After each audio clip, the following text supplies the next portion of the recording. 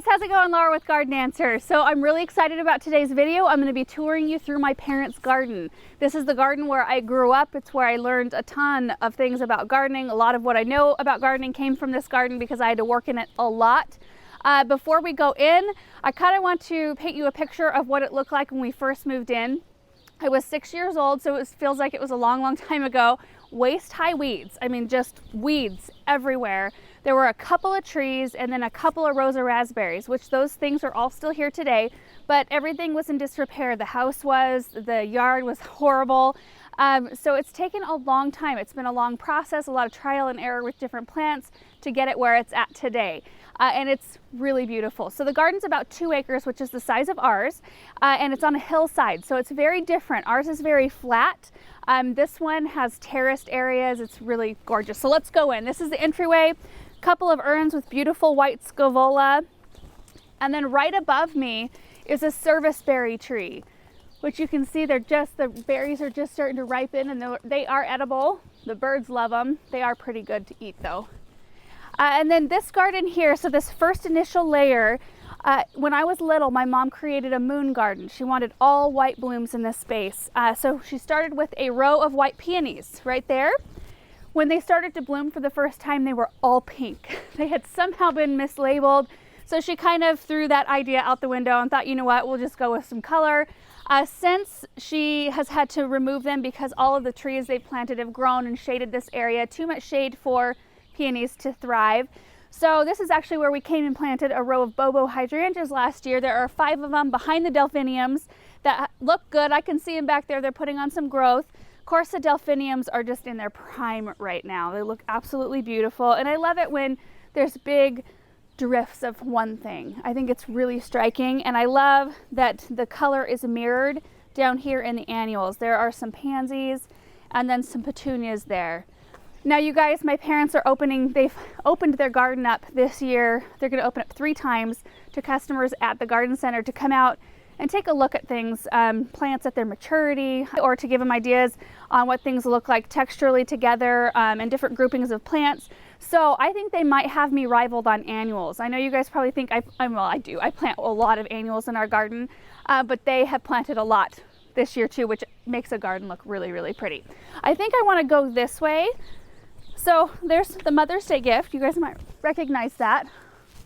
That's what I made for my mom. And so this is the front door here. It's very cottagey feeling, this garden is to me. So this garden here has got beautiful hostas. I think that these are guacamoles maybe. And then Mount Bruno boxwoods, which if you have an area where you would like boxwoods that don't get very big, Mount Brunos are a great option. This is them at maturity. They stay in nice little spheres like that without having to be trained. Bunch of lily of the valley in here, oak leaf hydrangeas, and you'll notice there are little fountains and things throughout the whole garden just to bring that sound, that nice water sound. Right here, there's a big Japanese maple, and my dad and Aaron and I and my mom, all 4 of us were out here one night before a tour. It was several years ago. This came in one of those big wood boxes. We were out here, it was kind of storming and dark, and we were planting this. So I don't know, there's lots of memories in this garden. There's some heucheras here, and then this leads up to a balcony which has got a beautiful view.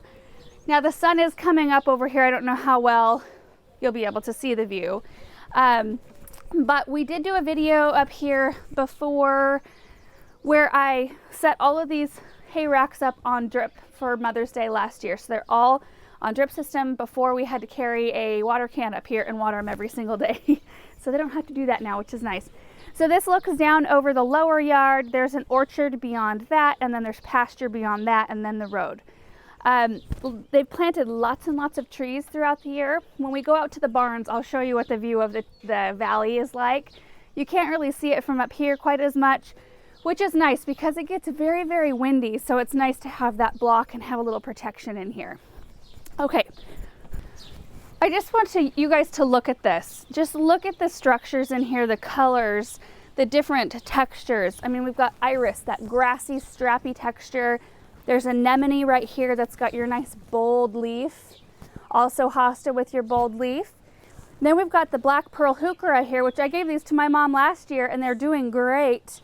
And the blooms just look kind of like this fluffy, feathery, it's just a really good texture. And then there are coleus, and I don't know what variety those are, you guys, sorry. Coleus, and then right below those, some coral colored impatiens for a little pop of color under there. But this is just so pretty to me. I think it's just beautiful. So if we come down this rock pathway here, now right here this spring they had to have a hedge of variegated boxwoods removed, which were about this tall and about as wide as the flower bed. They got hit really bad in our winter a couple years ago, and there was just a ton of dead and broken branches, and you know, with the tour coming up, they decided to have those removed and plant some green. I think these are winter gem boxwoods, which do a lot better than variegated boxwoods in our area anyway. So right here, autumn frost hostas. We planted these out here last year for my parents. And then tree peony right here, which was just in glorious bloom. I mean, it was huge white blooms. You can imagine how pretty that was tucked in there.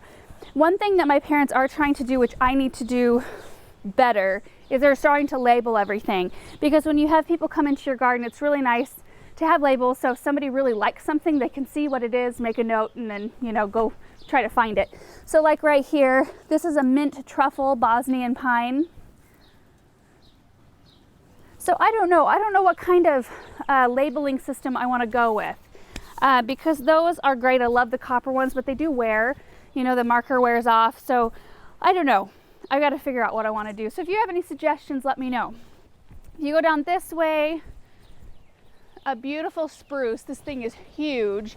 I remember when this was first planted, it was probably no taller than me, maybe a little bit taller. Gorgeous. Trying to remember what all of these plants are. There is a crimson century maple in here. Yeah, oops. A mock orange, it's variegated. And then an elm tree, a Chinese elm, I think. This is a specific type. Beautiful structure right here. I love the way the trunk looks. This is a chocolate eupatorium, and I love the color of the foliage. I mean, look at this. It's got kind of that chocolatey green color, and then the stems are really dark. All right, so let's move this direction into the grassy area. This area is actually right off of our deck, which is right in front of me. And we do a lot of activities in this grass. We play a lot of croquet, any kind of games. My dad always sets up lawn games.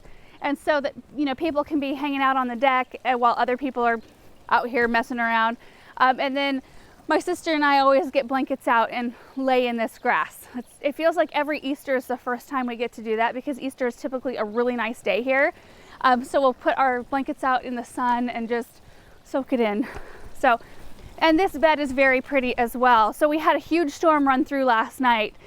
So my mom was out here just like picking up big branches and trying to get things as cleaned up as possible.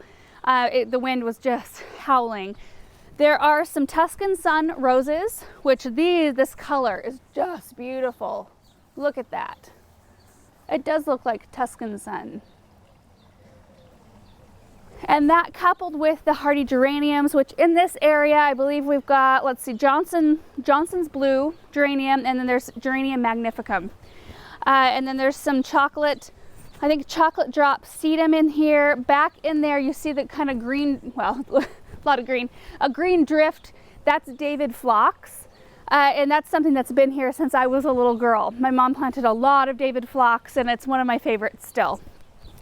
There is some lamb's ear right here, which is always such a beautiful texture at the edge of a flower bed. Japanese anemones, which my mom and dad have to work at keeping them in the bed. Anemones want to spread like crazy. So they've done a real good job of keeping them kind of tight. This is a Tannenbaum spruce right here.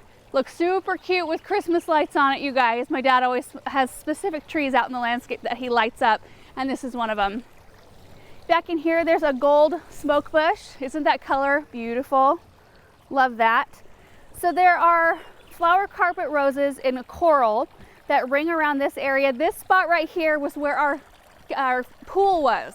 We had an above ground round pool growing up, and it burned a hole in the grass. So when we finally got rid of the pool, my mom thought, well, that's a perfect spot to put a fountain and some roses. The fountain that was previously here, this one is actually brand new. It was just installed maybe a week, 2 weeks ago. The one that was here got a great big old crack in it. It was really old. So they moved that to a different spot in the landscape and planted it up. I'll show it to you. When that was being removed, there was also a ring of boxwoods that looked pretty bad too that they took out. So I think they'll probably come in with something and fill in that little gap. Okay.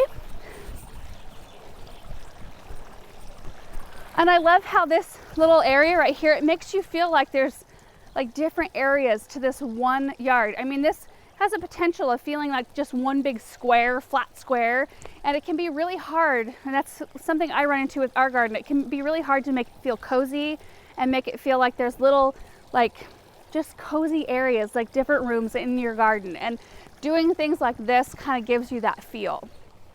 Back in here, there's some centaurea or mountain bluet, which is a great perennial. It does want to spread everywhere, so if you've got an area that's tough to grow something and you want something just to kind of fill in, centaurea is a great one.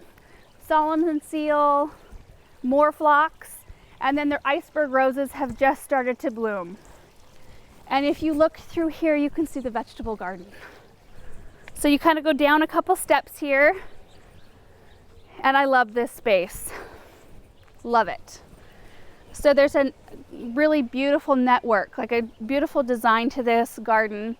A couple different groupings of triangles, and then the 2 long rectangles in the middle, and just various things: peas, kale, broccoli, beets, onions, lettuce, shallots, I think, tomatoes, potatoes, corn. Looks like there's some garlic down here, and there's the shallots.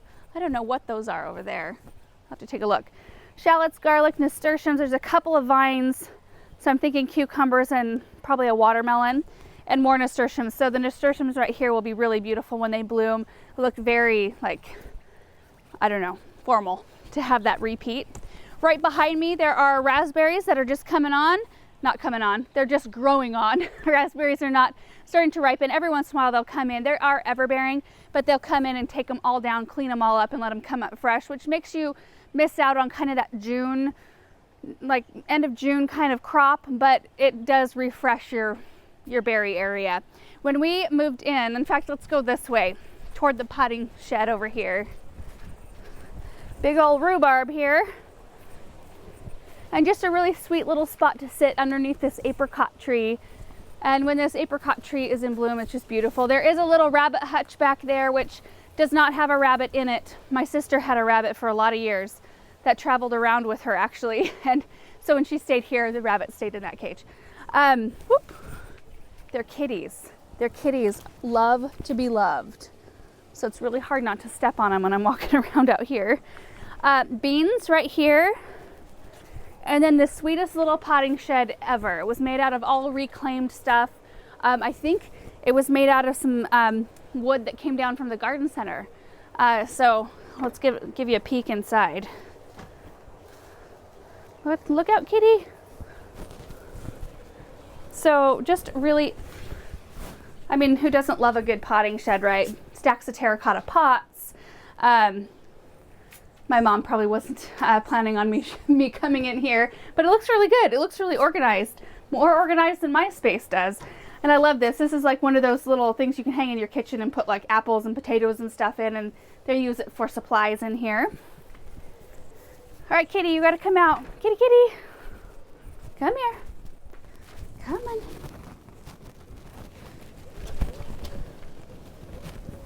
Oh. Got to be careful with the kitties. They've been recently spayed. Oh. Okay. Okay, so when we moved in, there were actually 4 rows of raspberries in this space. And if you've grown raspberries before, you know how huge they get. So there was a huge row here and a row on the other side, and picking them as a kid was like torture because you could barely get in between the rows. In fact, a lot of times there would only be like a space below, and we would crawl underneath the raspberry canes, pop up where we saw a big jackpot, we would call it, when there was a whole bunch of them, and then we'd pick and then go back down and crawl to the next place. So I was really happy when they got rid of 2 of the rows to make it more open, make it more pleasant to pick. And then on the side of the potting shed, cute little hay racks. We also set up drip over here so they don't have to bring a hose or a watering can out here either. Back behind here, and I have showed you this before, this was a very just unused space. I mean, you can imagine it's just tucked away, and a lot of times, I don't know about you guys, but with me, areas like this become a catch-all. Like you just start piling your stuff and it becomes just an area that, I don't know, it's not pretty to look at. You don't want people to see it. And so my parents were like, you know what, I think we could utilize this space and make it look nice and then get some production out of it as well. So my mom had this old door, and so she had this raised bed made custom, and so this door is on a pulley and they can raise and lower it, and so they're able to grow stuff in here for a lot of the year. In fact, they'll usually bury a soil heating cable like I do, and they can grow greens and stuff almost year round out here. And then this bed is really nice too. The height of it's really nice, and then of course the trellises. They had some vines up here. I can't remember what they initially planted, but it doesn't look like we've got anything. Oh, they had cucamelons, like the little tiny like watermelon looking cucumber-y things. I don't know. I haven't grown those before. But there's dill and basil and lovage and rosemary and a lot of herbs back here right now. Okay, so let's go back up into this yard. I'll show you the deck area and then we'll pop down into the next garden. Oh, it's a little soggy. Little soggy. Watch out, Erin. All right, we're back up in this garden. I just wanted to point out a couple of things before we move down. Campanulas are looking beautiful. Look at the flowers on these.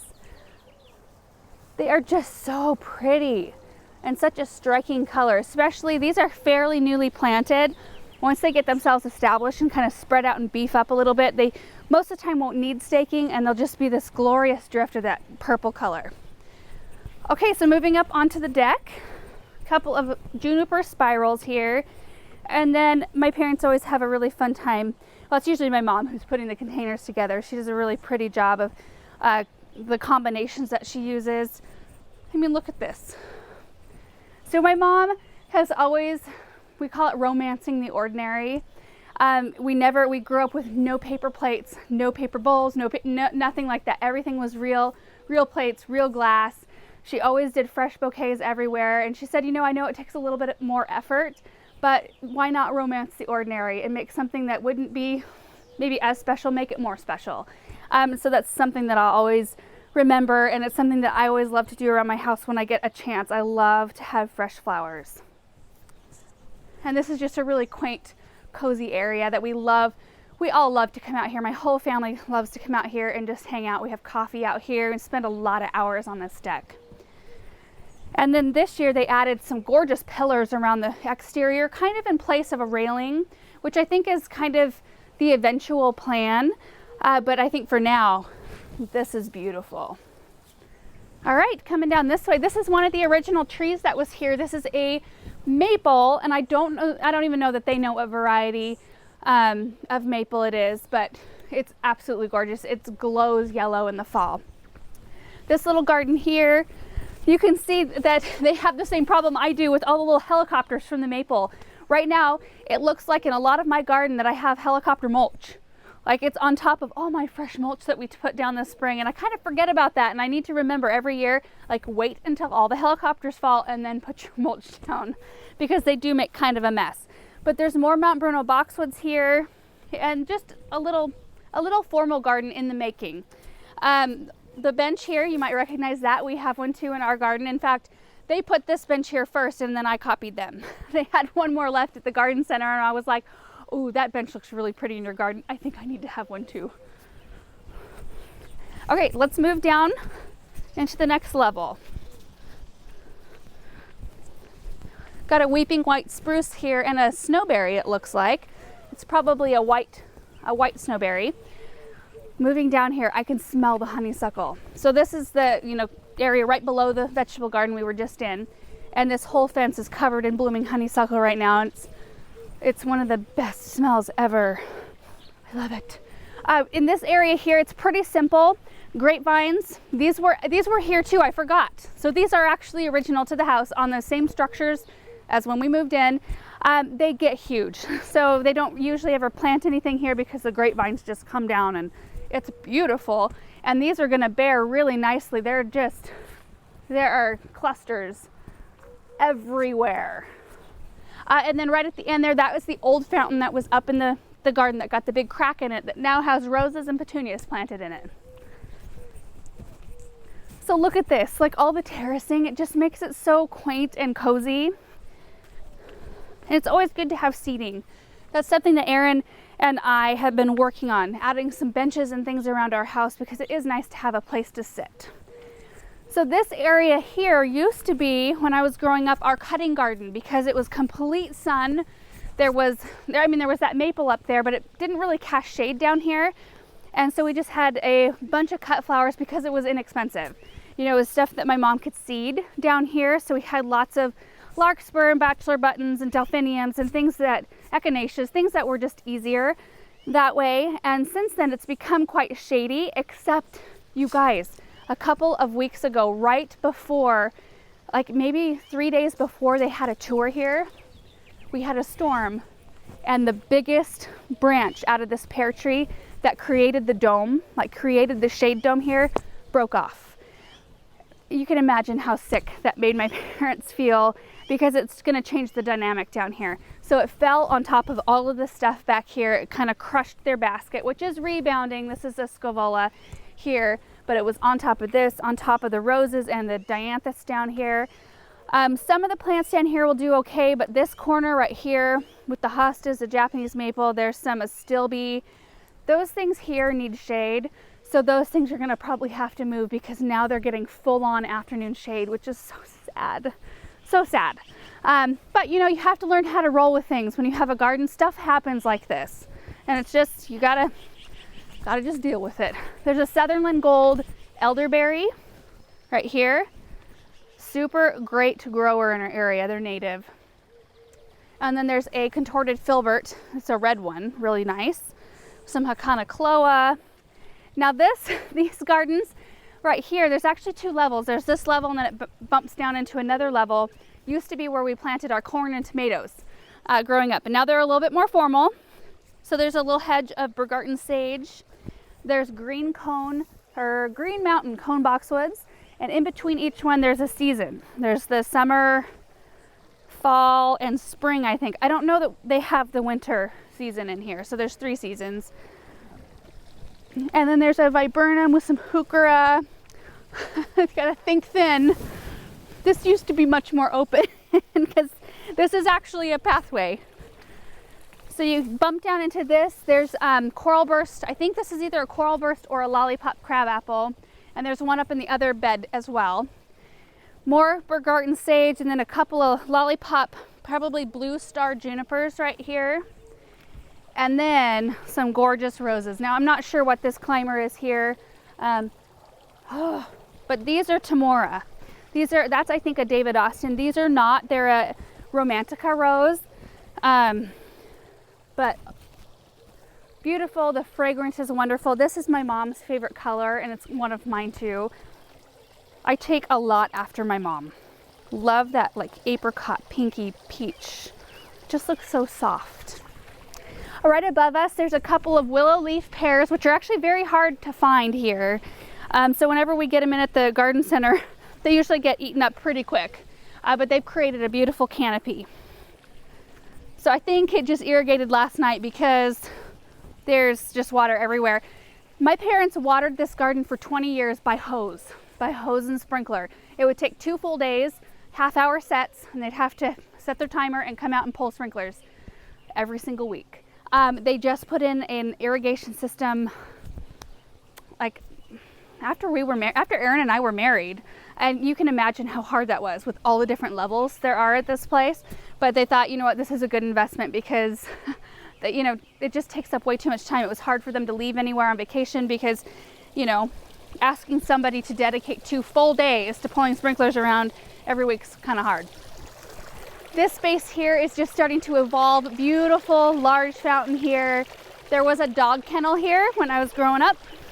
Right here, we always had dogs. And then there was just some random plantings. I can't even remember what was down here, but now there's some baby roses with some petunias. There will be a boxwood hedge. You know, these are a little bit younger. The ones in the back have been planted a couple more years, but it's a beautiful sound. And then there's a couple more beds with really like dogwoods in the lower one, and then there's some gold arborvitaes in this one. And these lead down into our orchard, which I'm not going to go down there right now. It's an orchard, you know, underplanted with some hardy, like dryland grasses. I've taken you down there before for pruning. It was winter time, but anyway. Right here, there was just a huge, and I see the base here, huge snowball bush right in here, but it was kind of had run its lifespan, and so they've cut that out, and this is going to start growing in. There's a snowberry and some, these are lemon jade sedum that I gave my parents last year, and they look great. Some hostas back in here, and then this right here is a staircase that leads down into the orchard. So you can see the little garden gate. That's actually my gate. I bought that at an antique store, but it fit perfect right there to keep people up in the yards when they're touring. Because down there it's just not, that's actually where I had my first childhood garden, down in the orchard. There's nothing left of it now, but it's where I got to experiment with a lot of different vegetables. I planted lots of greens, lots of carrots, radishes, that sort of thing. I love this view right here, and I hope that you guys can see it the way I can. It never looks the same as when you're in person, you know, but the layering in this area is just so gorgeous. Especially, I wish we were the type of family who took lots of pictures, because we weren't growing up, so I have no before pictures of what this looked like, which is so sad.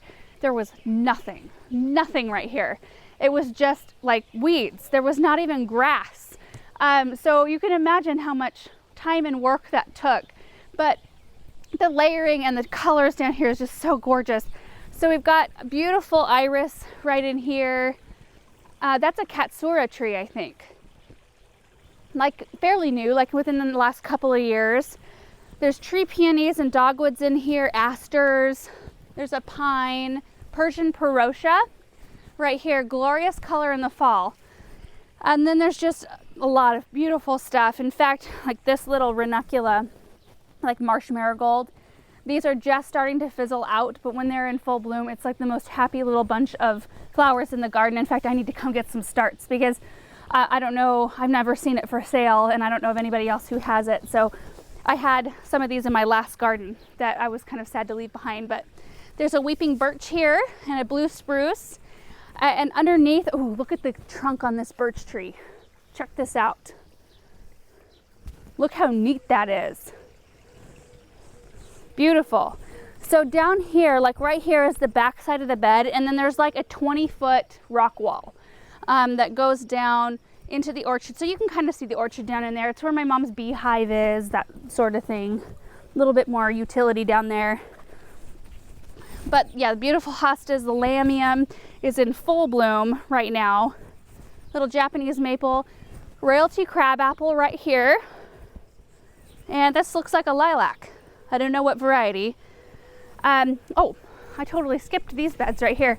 So my parents heat with wood a lot of the time. They don't have to, but they prefer that. So a little wood pile right there, which I actually kind of like the look of. And then there is a flower bed here where we've planted a couple of things. So we planted the heucherella that's right here, and 4 out of the 5 we planted look really good. Looks like that one's having a little bit of a struggle, but you know, that's how it goes. Beautiful clematis back there in bloom. Some oak leaf hydrangeas and hostas, and the tansy, there's tansy in this bed that was just cut back. So usually there's a nice stand of like ferny looking green right back in here. And that was something I always wanted, tansy in my garden. So I bought some for our old the garden we just moved away from, and I expected it to grow how it grows here. And here it gets shaded pretty much all day, so it stays really short. Well, I thought that that's what I was gonna get, and I planted it in my garden in full sun, and it got like this tall. It took me forever to get it eradicated from the garden because it wasn't the right size. I didn't know it could grow that tall. So it just goes to show you how the same plant will behave differently in different spots, maybe even in your own garden. Some beautiful impatiens down here. And there's 4 layers here. So there's this layer here with the heucheras, dogwood. This is a Japanese umbrella pine. And then the next layer has amber colored flower carpet roses. Layer up has the Aureola, I think Aureola hakanacloa, Brunnera, a beautiful clematis, and then the layer up has ivy and hydrangeas. Isn't that beautiful? It's a beautiful view this way too. This looks right back up to the entry, so you can kind of see this rock wall is probably the least it's stacked, but it's a little bit more wonky. It's made up of a little bit larger rocks right here, and I love the look. It doesn't look, what is it? Like, what's the word, Erin? It doesn't look manufactured. It looks very natural, and I love that. Especially next to this bed right here, which is very formal with the boxwood hedging that I want to steal. I want to dig these out and take them to my house. They're so perfect right here. Few birch trees right there. There's a grouping of 3. And then inside here, there's some beautiful ladies' mantle, which is actually another favorite of mine, and I don't have any in my garden yet. There's just kind of a design of those. These are hydrangeas in here that are recovering from our winter 2 years ago, but there are buds on them. Before they were like just huge. So they'll get there. Okay, so I think what I want to do is I want to go up this way. We'll go by all of this, can't remember, bishop's weed. Oh, don't plant bishop's weed unless you want it to go everywhere. Like, it's perfect for this area here. But I remember growing up, I thought to myself, I will never plant anywhere in my garden. I might do it now. Like, if you have a spot that you just like need something to take over, this is a good one. So this is the entry garden here with the delphiniums, just to give you reference. So we've made a full circle around the house. So now we'll go out to kind of the outer areas. So before we pop over to this space, you have to see this tricolor beech. I just planted one of these in my garden.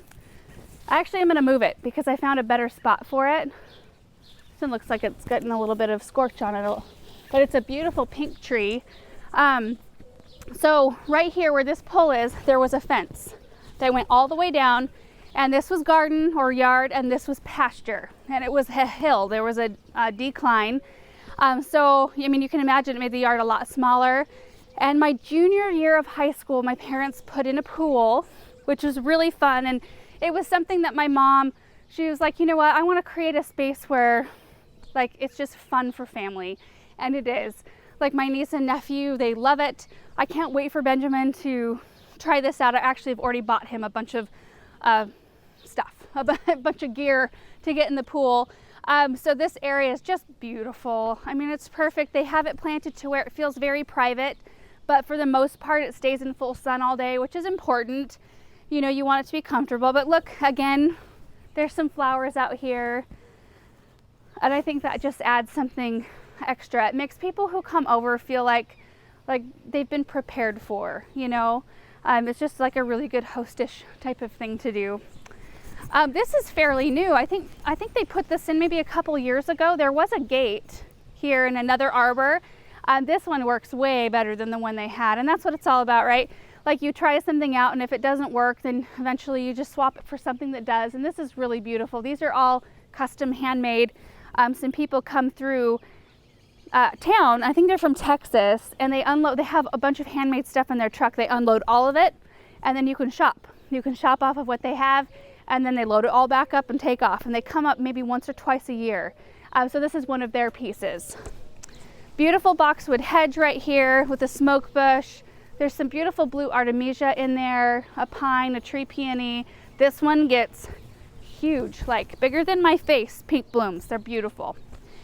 We did have a fire pit right here for a lot of years. So we could be in the pool, and then we'd hop out and hang out around the fire until these Leyland cypress got too big. Then it became a little bit of a fire hazard, so we don't do a fire here anymore. Like, I just want to stay out here. I think they actually turned on the heater. I'm a fair weather swimmer, you guys. The water has to be like 84 or I just don't want to get in. That feels wonderful. Okay. Oh, there's a chicken out. My mom has chickens. I'll actually take you out to the barn. There's a couple chickens out. What are you doing out here? You're not supposed to be all the way up in the garden. Oh, there's 3. Oh, rogues. Let's run down here and take a look. Hi, kitty. There's the new fire bowl. So this one's a little bit more mobile. The other one was built into the grass, so they had to reseed the area. This one we can pop out into an open space, use it, and then tuck it away when we're done. Oh, there's a whole bunch. They're all out here. Look at this. Look at this. Are you nesting right there? I love it. I love that feel, and I kind of want to do that in my garden. Like, I know that they can cause some destruction, but they're so fun. They're nice chickens too. So this whole area below the pool has been a testing ground. So they've brought things home that were like stressed or broken in shipping down at the garden center, and everything, they pop it in the ground and it just takes off. It just takes maybe a year or 2 longer to kind of rebound than most other plants. But there's gorgeous, this is a huge elderberry right there. Look at the trunk on that thing. Huge. Pine tree, there's some nests up in it, which is fun. Blue spruce. That name of that one's evading me. I don't know why. I'll think of it later, I'm sure. Beautiful zelkova. And zelkovas are a tree that I think are just grossly underused. They've got a beautiful structure. They're super, super tough. There's nothing about them that you have to watch out for. They're not bothered by insects or disease. So it's one of those things, like, I want to put some in our garden. I really like them. This is an alder tree, which if you have an area that is very moist, like an area that's boggy, that you have problems getting things to grow, you should plant an alder tree, because they will use up every last ounce of that water and they'll create a really nice planting area around it. In fact, that's why this alder is down here, because I think, yeah, they were having some issue with water down here, and now they don't. Now they can plant dryland stuff because the alder uses it all up. And the most fun part is that they get these really sweet little black cones on them, and we use them all the time to make wreaths because they hold on. So once the tree loses all of its leaves, they'll be full of these beautiful cones, and you can work them into your holiday wreaths or just decorating in general. So it's really fun. There's a pear tree here, and then also this pool area, since the pasture was on is on a hill, and it was at a decline, they did have to have this built up and had the rock walls from the yard, the garden portion, kind of mirrored out here. So there's coral flower carpet roses, there's a hedge of lavender, and then barberries in that 3rd level, and then you bump up and you're on the pool deck. And I like to see areas like this that are not contrived. They're just like, there's hollyhocks growing down there, there's sedum, asters. I do see some grass down there, cosmos, just a really fun mix of stuff. It just looks more wild and kind of like breathing space. You know, you kind of need those areas. Like, I like that about our big expansive areas of grass. It's like just breathing space. There's a beautiful spruce there. There's some blue spruces down there. Okay. So let's run out to the barns, and then I think that that's going to wrap up our tour. So I'm going to actually take off back up around this side of the pool. So this is where the pasture begins. There's a cute picket fence. This is the sheep barn, and they have been developing this area over the past couple of years. There's beautiful lavender, which I think this is Hidcote variety. Pretty sure it's one of my mom's favorite. So David Austin roses, and then there's a maple tree there. More David Austins on this side, and a boxwood hedge. Also, there's a root cellar in here. So, like, look at this door. Like, that's romancing the ordinary to the max. You could put some, like, really utility door in here, but not my mom. She wants to do something that's antique and pretty.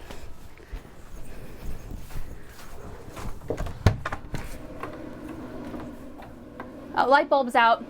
But there's actually a root cellar in here. I can smell the garlic they're storing. There's like jarred things my mom has canned. Kitty, you can't come in here. And my dad also brews. He, whoops. He makes his own beer, he and my brother. So all their supplies are in there. I don't want to lock you in here, Kitty. Come here. I don't want to lock you in here. And I didn't see Blossom in the barn, and that's my mom's sheep. We'll see if she's out in the pasture. Oh, there she is. Little place to sit out here. We've actually filmed a video out here before.